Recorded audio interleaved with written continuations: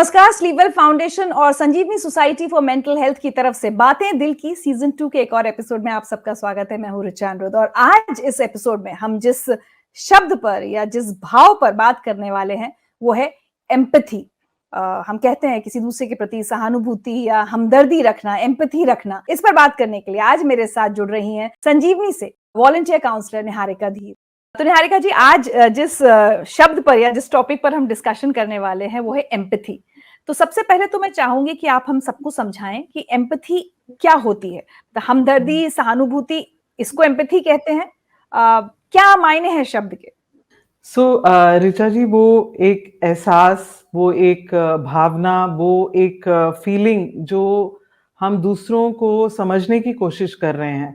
किसी की सोच क्या है, वो अपने सिचुएशन में किस दौर से गुजर रहा है, उसको कहीं ना कहीं अंडरस्टैंड करना उनके व्यू पॉइंट से, उसको एम्पैथी बोलते हैं। मैं अपनी परसेप्शन ना देखकर किसी और की सोच समझने की कोशिश कर रही हूँ कि अगर उसको ये महसूस हो रहा है तो अंडरस्टैंड कर रही हूँ कि महसूस हो रहा है तो वो इस समय क्या चाह रहा होगा, किस तरीके का सपोर्ट चाह रहा होगा।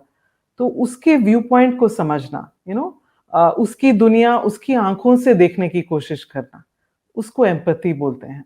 यहाँ एक बहुत अच्छा जो एक शब्द है हिंदी में इसके लिए, वो है समानुभूति। तो वो क्या होता है कि एकदम से किसी के समान सोचना, किसी के समान फील करना। क्या बात है। किसी के अच्छा, समान ज्यादातर हम सहानुभूति शब्द का इस्तेमाल करते हैं क्योंकि हाँ। जब हम सहानुभूति की बात करते हैं, वो एक तरीके से हो जाता है किसी और के लिए फील करना।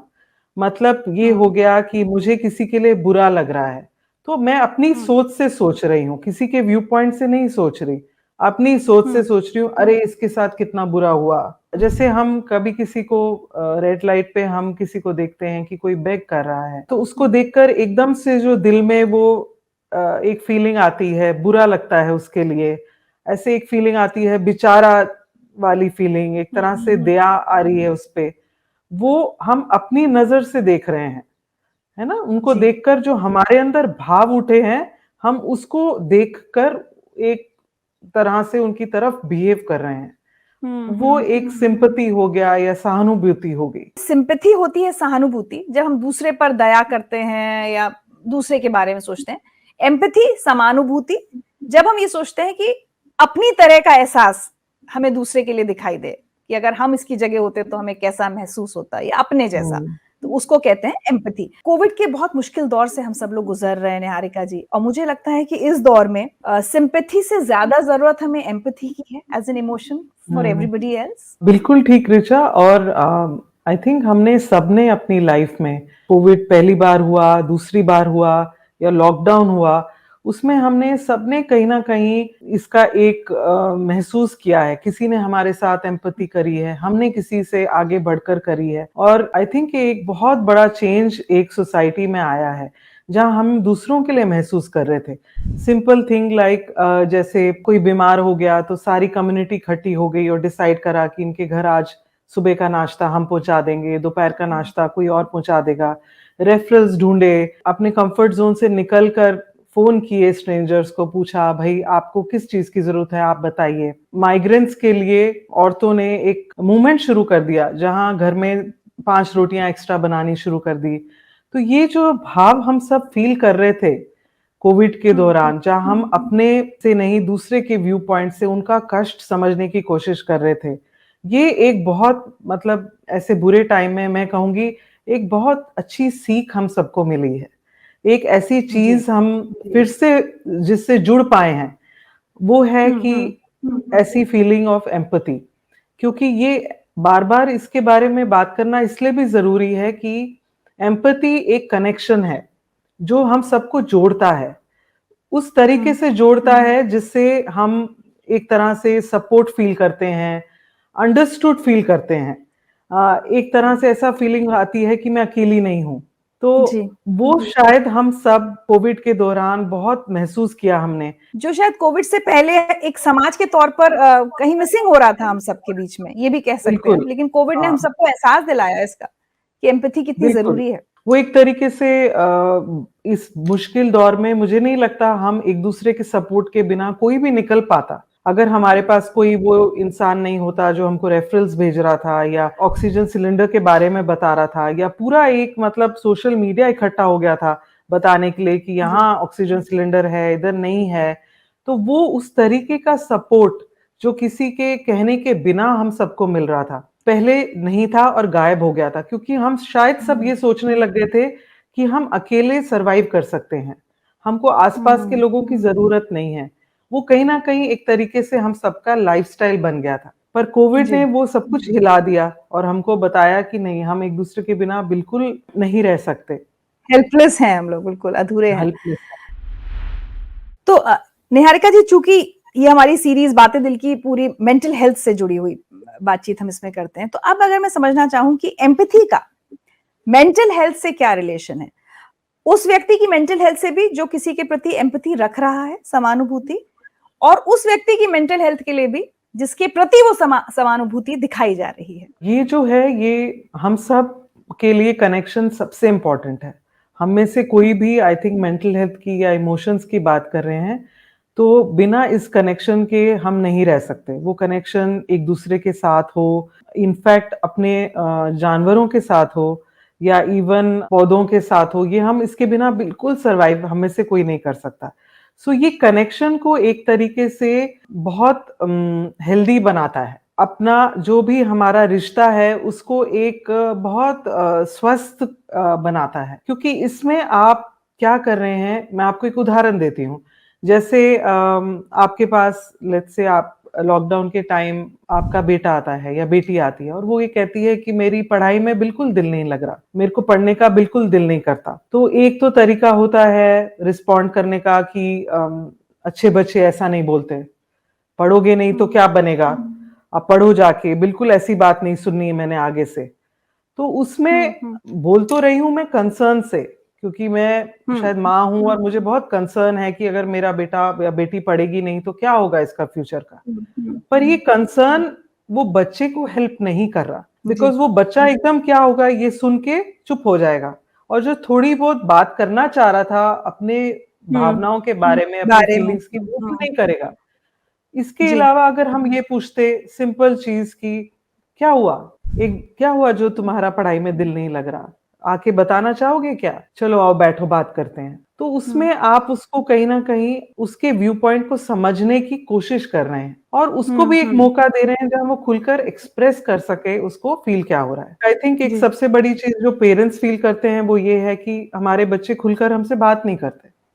आई थिंक उधर ये ज़रूरी है जानना कि क्यों मेरा बच्चा है मेरे से बात नहीं कर रहा? क्या मैं वो उसको स्पेस दे रही हूँ?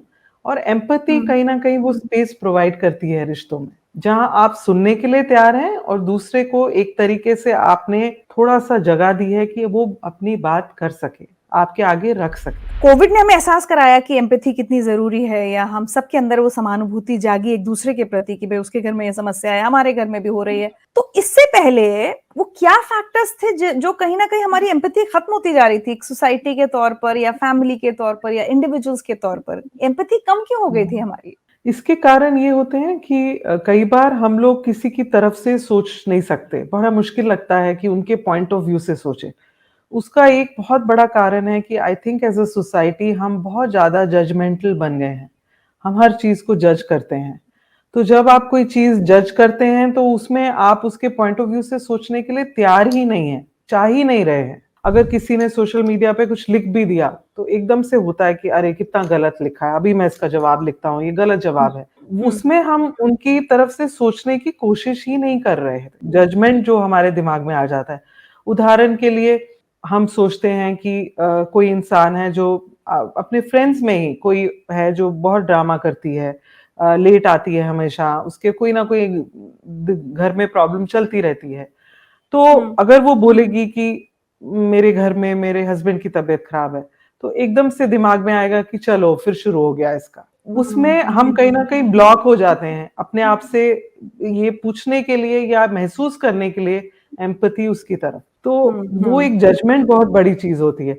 या कहीं न कहीं जैसे किसी ने शादी के बाद एक अफेयर कर लिया और वो बोल रही है कि मैं बहुत मुसीबत में हूँ, तो दिमाग में आएगा गलत काम करा तो मुसीबत में तो अब पड़ेगी, अब तो ये होगा ही हमारे साथ। पर हम ये नहीं सोचते कि गलत करना या सही करना हमारे हिसाब से, क्या उसको फिर भी सपोर्ट की जरूरत नहीं है क्या? तो उतना सोचना शायद एज अ सोसाइटी हम कहीं ना कहीं बंद कर भूल दिया गए थे। हमने सोचना।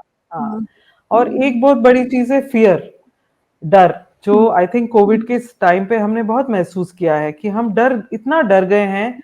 हम ये चाहते हैं कि बच्चे भी बस घर में बंद हो जाएं, जो बड़े बड़े हैं, बुजुर्ग हैं, उनको भी हम कहीं ना कहीं इतना ज्यादा बोलते हैं कि घर से मत निकलो, बिल्कुल आप निकल नहीं सकते, कमरे में रहो, आइसोलेट होके रहो। तो कहीं ना कहीं अपने डर में हम ये बोलने लग गए हैं कि आइसोलेट होके रहो, घर से मत निकलो। फिजिकल हेल्थ पे इतना फोकस हो गया कि हम मतलब कहीं ना कहीं वो मेंटल हेल्थ को वो कहीं भूल ही गए हैं, उनकी तरफ से एम्पैथी नहीं फील कर पा रहे क्योंकि हमारा डर इतना ज्यादा हो गया है। पर आप पहले की बात सोच पूछ रहे हैं, तो उससे ये है कि डर लगना कि कुछ गलत ना हो जाए, इतना ज्यादा प्रेशर अपने पे क्रिएट कर लिया है। जॉब पे जैसे कोई एक बॉस है, उसको ये लगता है कि काम टाइम पे हो जाए, उसमें शायद ये क्वेश्चन ही पूछना बंद कर दिया है कि तुम ठीक हो या नहीं हो। आई थिंक बात करने का तरीका ही यही हो गया है कि ठीक हो या नहीं, दवाई खाओ और काम खत्म करो। बहुत मैकेनिकल हो गई हैं हमारी लाइव्स पिछले कुछ सालों में, दशकों में, और कोविड ने अचानक से उसको हिला दिया हम सबको हाँ, बिल्कुल कि हिला दिया। लेकिन निहारिका जी, एक चीज और समझना चाहूंगी, अलग अलग परिस्थितियों में जरूरत होती होगी कि कभी हम सिंपैथी दिखाएं और कभी हम एम्पैथी दिखाएं किसी के प्रति। तो वो मुझे कैसे समझ में आएगा कि अभी इस इंसान को मेरी सिंपैथी की जरूरत है या एम्पैथी की? दोनों जरिए जो हैं वो कनेक्शन के हैं। सिंपैथी से भी जब हम किसी से बात करने की कोशिश कर रहे हैं या एम्पैथी से भी कर रहे हैं, हम क्या चाह रहे हैं? हम चाह रहे हैं कि दूसरे को सपोर्ट दें, है ना? ये चाह रहे हैं, दूसरे से कनेक्ट हो जाएं, वो कोई घर वाला हो या बाहर वाला हो। आपकी इंटेंशन जो है वो हेल्प करने की है, दूसरे के भाव के साथ, दूसरे की सोच के साथ कनेक्ट करने की है। पर इसमें ये देखना है कि अगर हम एक स्पेक्ट्रम देख रहे हैं, तो एक तरफ होगा एम्पैथी, जो कि आपके रिश्तों को, जो आप चाह रहे हैं, आपकी इंटेंशन को अच्छा करेगी, उसको एक तरह से फ्रूटफुल बनाएगी, प्रोडक्टिव बनाएगी। और दूसरे तरफ है सिंपैथी, जो एक भावना आपके अंदर छोड़ देती है, जिसको आप सपोर्ट कर रहे हैं, उसके अंदर ये भावना छोड़ रही है कि मैं शायद ठीक नहीं हूँ, मैंने कुछ गलत कर दिया। इसका एक एग्जाम्पल है, जैसे आपकी कोई फ्रेंड आके आपसे बोलती है कि मेरे हस्बैंड का बिजनेस चल नहीं रहा। तो एक तरफ होता है, जब मैं सिंपैथी से बात करूंगी तो बोलोगी, ओ हे भगवान, तेरे साथ क्या हो गया, बहुत बुरा हो गया, तेरे हस्बैंड ने तेरे को सिर्फ दुख दिया है और कुछ नहीं दिया, मैं तो तेरी कंडीशन देख के बहुत दुखी होती हूँ। ये तो सिंपैथी हो गया, वो फील भी कर रही है अपने फ्रेंड के लिए, बोल भी रही है। पर इसमें दूसरे को क्या महसूस हो रहा है? उसको कहीं ना महसूस हो रहा है कि मैं तो बहुत ही कंडीशन मेरी खत्म है, बहुत ही खराब है। खराब जी। तो अगर वो बुरा फील कर रही थी, तो बहुत ज्यादा बुरा फील कर रही है। अगर उसको जी। अपनी अपनी सिचुएशन को लेके एक तरह से घबराहट हो रही थी, तो उसकी घबराहट शायद बढ़ गई है। वेरस दूसरा तरीका हो सकता है एम्पैथी का, जिसमें आप कहो कि ये तो बहुत मुश्किल समय होगा तुम्हारे लिए, क्या तुम मेरे साथ बैठ के बात करना चाहोगी? तो उसमें एक तरह से सपोर्ट फील हो रही है, एक तरह से ये तरीका मिल रहा है कि मैं अपने दिल की जो घबराहट है वो शायद बोल सकूं। तो जी है जी जी। दोनों तरीके, एक तरह से इंटेंशन तो सपोर्ट का है, पर एक में हम एक्सप्रेशन में उसको, चेंज हो गया। हाँ हाँ, उसमें हम कई, जैसा होता है ना, खराब कर दिया हमने, एक को हमने एक तरीके से ठीक कर दिया। तो निहारिका जी, चूंकि बातें दिल की में हमारा मेन फोकस जो होता है वो मेंटल हेल्थ होता है, तो अब अगर मैं मेंटल हेल्थ के एंगल से आपसे पूछूं कि एम्पैथी कितना इंपॉर्टेंट रोल प्ले करती है उस व्यक्ति के लिए भी जो एम्पैथी दिखाता है दूसरों के प्रति, और उस व्यक्ति के तरफ से भी जिसके प्रति एम्पैथी दिखाई जा रही है, कैसे हेल्प करती है एम्पैथी हमारी मेंटल हेल्थ को? बहुत ज्यादा। आई थिंक वो एक तरह से आपके हर रिश्ते का एक सार है, एक जोड़ है। आप हम सब एक दूसरे से कनेक्टेड हैं, तो ये बहुत हेल्प करता है उस जोड़ को स्वस्थ बनाने के उसमें।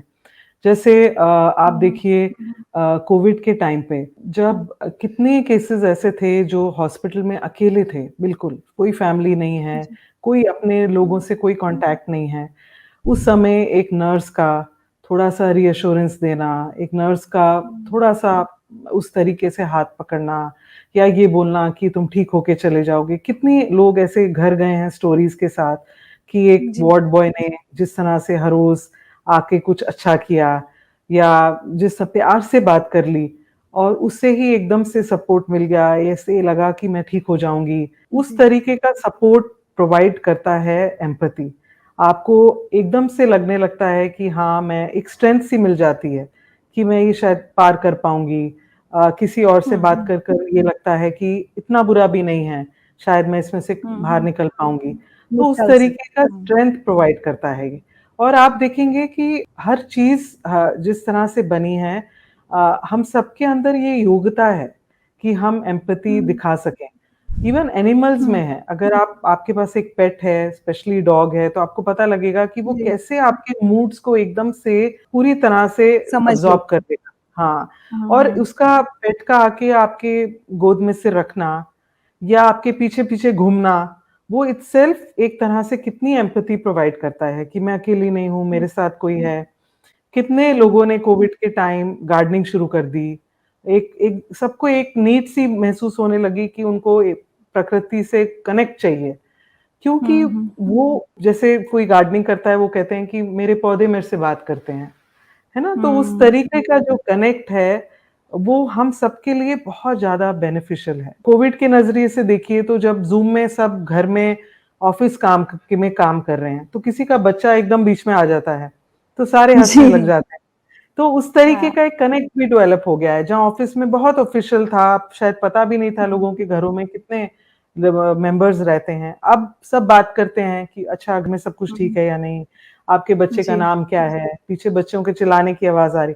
तो एक जो सुपरफिशियल सी ज़िंदगी थी, उसमें थोड़ी-सी रियलिटी भी आ आई जाती है। है एम्पैथी के साथ, हुँ, है ना? दोनों की ही हाँ, मेंटल हेल्थ को फ़ायदा मिलता है। हाँ, हाँ। जो एम्पैथी दिखा रहा है या जो कर रहा है, उसको एक बड़ी सैटिस्फैक्शन सी मिलती है, बड़ा रिवॉर्डिंग होता है। अगर आपने किसी को एक तरह से सपोर्ट दिया और उस वो सपोर्टेड फ़ील करता है, तो बड़ा अच्छा-सा महसूस होता है। अपने अंदर एक बड़ा वो रिवॉर्ड टाइप फीलिंग आती है। अभी कोविड के दौरान क्योंकि आप ज़्यादा बात कर रही हैं इस समय की, एक बहुत बड़ी कंसर्न रही है हमारे बच्चों की मेंटल हेल्थ। मुझे लगता है पहली बार ऐसा हुआ है कि बच्चों की मेंटल हेल्थ पर बहुत डिस्कशन हो रहा है। हमारे बच्चों को किस तरह से हमारी एम्पैथी की ज़रूरत है, वो चाहे पेरेंट्स की हो या टीचर्स की, वो मैं चाहूँगी थोड़ा आप समझा दें? ये दौर बच्चों के लिए बहुत डिफ़िकल्ट है क्योंकि खेलने नहीं जा सकते बाहर, एक कमरे में बंद हैं, जो कि अगर देखा जाए तो नेचुरल नहीं है किसी भी बच्चे के लिए इस तरीके से बड़े होना। फ्रेंड्स के बीच में बात नहीं करना सारा टाइम ज़ूम या ऑनलाइन क्लासेस अटेंड करना। तो उसमें आई थिंक पेरेंट्स जो एक बहुत बड़ी भूमिका कर सकते हैं, वो ये है कि समझना कि मेरे बच्चे को आज अगर इरिटेटेड है, आज रेस्टलेस है, आज कहीं न कहीं उसका दिल नहीं लग रहा किसी चीज़ में, तो वो टाइम निकाल के मैं बैठूँ और समझूँ कि उसके हो क्या रहा है उसके साथ। और क्या हुँ, ज़रिया है जो मैं ढूँढ सकती हूँ उसको इस तरीके की जो ज़िंदगी बन गई है, उसमें कहीं न कहीं सपोर्ट प्रोवाइड करने की। क्योंकि हुँ, सिर्फ़ ये बोल देना कि ओहो! तुम सारा टाइम फ़ोन पे लगे रहते हो, तुम सारा टाइम बस सिर्फ़ टीवी स्क्रीन को देख रहे देखते हो। रहते हो। ये हुँ, हुँ, वो बोलना कहीं न कहीं शायद सही नहीं है। उसके लिए आई थिंक एक अल्टरनेटिव ढूँढना बहुत ज़रूरी है, कि हुँ, वो बच्चा जो ये महसूस कर रहा है और मुझे लग रहा है कि ये स्क्रीन देख रहा है और सही नहीं है, मैं और क्या कर हुँ, सकती हूँ? उसके साथ बैठकर हुँ, हुँ, हुँ, समझूँ, उसके दिमाग में क्या चल रहा है, उसके पॉइंट ऑफ व्यू से समझूँ कि वो क्या चाहेगा इस समय, किस तरह हुँ, की हुँ। सपोर्ट चाहेगा, वो बहुत ज़रूरी है। तो मेरे हिसाब से वो बातचीत शुरू करना बहुत इम्पोर्टेंट है। फ़र्ज़ कीजिए मैं अपने अंदर झाँकती हूँ, देखती हूँ, अवेयरनेस की कोशिश कर रही हूँ और मुझे लगता है कि मेरे अंदर वैसी एम्पैथी नहीं है जैसी होनी चाहिए। अब उसकी बहुत सारी वजहें हो सकती हैं, मेरा अपना स्ट्रगल या मेरा अपना फ्रस्ट्रेशन या पास्ट एक्सपीरियंसेस व्हाटएवर। लेकिन अगर मुझे रियलाइज़ हो रहा है कि एम्पैथी नहीं है, तो क्या करना चाहिए? कैसे उसको मैं डेवलप कर सकती हूँ? क्या एम्पैथी, समानुभूति डेवलप की जा सकती है अपने अंदर? ऋचा जी बिल्कुल डेवलप कर सकते हैं ये। क्योंकि ये एक योग्यता है, एक स्किल है, तो थोड़ा-सा इसमें प्रैक्टिस करें, थोड़ा-सा जैसे आपने एक बड़ा अच्छा शब्द यूज़ किया कि अगर मैं अवेयर होना चाहती हूँ, तो पहली शुरुआत वहाँ से है कि मैं चाह रही हूँ कि मैं इसके बारे में कुछ करना चाहूँ। तो प्रैक्टिस के साथ थोड़ा-सा एक्सपीरियंस के साथ ये हम सब इसको अच्छे से डेवलप कर सकते हैं। इसमें बहुत ज़रूरी है कि अगर मैं सोच रही हूँ कि डेवलप करना चाह रही हूँ, ज़रूरी ये है सोचना कि बोलने से ज़्यादा इसका आता है बिहेवियर में, है ना? कि मैं सोचूँ कि मैं कैसे इसको एक तरीके से अपने बिहेवियर में, अपने एक लाइफ़स्टाइल में इन्वॉल्व कर सकूँ। समझ में कैसे आए? जैसे अवेयरनेस आपने कहा, लेकिन कभी-कभी लोगों को समझ में ही नहीं आता कि उनके अंदर एम्पैथी नहीं है दूसरों के प्रति, और वो शायद उसको भी हाँ, जस्टिफाई करने की वजहें ढूँढ लेते हैं, बहाने हाँ। ढूँढ लेते हैं। तो हम मुझे कैसे समझ में आए कि मेरे अंदर एम्पैथी है या नहीं? अगर आपको ये लग रहा है कि आपके रिश्ते जो हैं उसकी जो एक तरह से ठीक नहीं बन रहे, उसमें एक कड़वाहट सी आ रही है, एक कुछ ऐसा फीलिंग है जहाँ लग रहा है कि मेरे घर वाले मेरे से बात नहीं कर रहे खुल के, तो ये एक तरीके से जानने की, या ऑफिस में भी कि मेरे कोई कोलीग्स हैं या मेरे जो सबॉर्डिनेट्स हैं वो मेरे से बात करने में थोड़ा-सा हिचकिचा रहे हैं। तो कहीं न कहीं शायद मैं कुछ ऐसा कर रही हूँ जो दूसरों को वो स्पेस नहीं दे रहा, वो जिससे मेरे से हुँ, हुँ, वो हुँ, बात कर पाएँ। तो हुँ, ये एक तरह से सिग्नल होता है, और इसको समझने का एक बड़ा आसान तरीका है कि मैंने क्या माहौल क्रिएट किया है अपने आस-पास। क्या मैं इस तरीके का हुँ, माहौल क्रिएट किया है कि कोई मेरे से बात नहीं करता, या कोई बात करने आता है हुँ, तो मैं सुनने के बजाय बोलती ज़्यादा हूँ। जैसे हम हुँ, बोलते हैं वो हुँ, लेक्चर शुरू कर दिया बोलना, तो हुँ, क्या हुँ, मैं वो कर हुँ, रही हूँ? क्या मैं अपनी घबराहट में बोलना ज़्यादा शुरू कर दिया है सुनने से? हुँ, तो वो हुँ। एक तरीके से थोड़ी-सी ऐसे सी साइन्स हैं जिनको हम देख सकते हैं। अगर मैं परेशान हूँ या मेरे आस-पास कुछ लोग हैं, कुछ दोस्त हैं, मुझे कैसे समझ में आए कि इनमें से कौन ऐसा है जो एम्पैथेटिक है? तो एक अच्छे एम्पैथी वाले पर्सन की या एम्पैथेटिक पर्सन की पहचान जो तुरंत देखकर ही समझ में आ जाए कि हाँ, ये व्यक्ति समानुभूति रखता होगा। ये वाली जो बात आपने बोली ना, वो हम सब फ़ील कर जाते हैं। अगर आप अपने बचपन में भी देखेंगे तो एक वो स्कूल में टीचर होता है, वो एक टीचर जो हमेशा हमारे साथ हमको याद रहती हैं, जिन्होंने शायद हमारे घबराहट में, जब हम बहुत डरे हुए थे कि होमवर्क नहीं किया या शायद पेपर ठीक नहीं हुआ, आके सिर्फ़ एक हाथ रखा होगा कंधे पे, या मुस्कुरा के बोला होगा, "फ़िक्र मत करो।" तो वो जो एक फीलिंग है जिससे एकदम से हमारी घबराहट चली जाती है, या वो किसी के कुछ बिना कहे कुछ ऐसे जेस्चर से हमको एकदम से ऐसा लगता है कि हमारी जो प्रॉब्लम है वो सॉल्व हो गई। वो एकदम हर इंसान पहचान लेता है। उसका हुँ, कई बार जैसे होता है कि इसके लिए बोलना ज़रूरी नहीं है। इसके लिए हुँ, कुछ ऐसे शब्द नहीं हैं जो स्पेशल हैं कि हमने बोलना है। वो हमारे व्यवहार से पता लग जाता है।